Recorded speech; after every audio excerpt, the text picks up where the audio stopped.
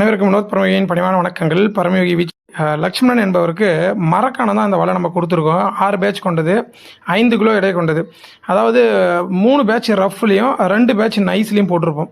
ஏன்னா ஒரு கை வந்து அடக்கமாக இருக்கணும், பிடிச்சிக்கிட்டு வாட்டுற மாதிரி நம்ம ரெடி பண்ணியிருக்கோம். மேல் பேட்ச் வந்து நம்ம ரஃப் கொடுத்தது காரணம் என்ன அப்படின்னா, அது வந்து உள்கயிறு ஏதாவது ஒரு டைம் நம்ம கை கயிறு போய் மாட்டும் பொழுது அந்த ஃபஸ்ட் பேட்ச் அறுக்கிற சூழல் ஏற்படும்.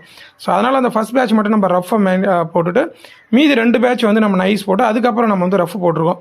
ஸோ வலை வந்து வாட்டி காட்ட சொன்னாங்க. நம்ம இடம் வந்து அவ்வளோவா போதிய இடம் இல்லை, இருந்தாலுமே நம்ம விசிறி காட்டணும். ஏன்னா ஃபுல்லாக சைடு வாய்க்கா பக்கத்தில் புது வலையை வந்து சைடு வாய்க்கால் போடக்கூடாது அப்படின்னால நம்ம அதுக்கேற்ற மாதிரி விசிறி காட்டணும். ஸோ நல்லா ஃப்ரீயாக இருந்ததுன்னா நல்லா சூப்பராக உடஞ்சி விழும்.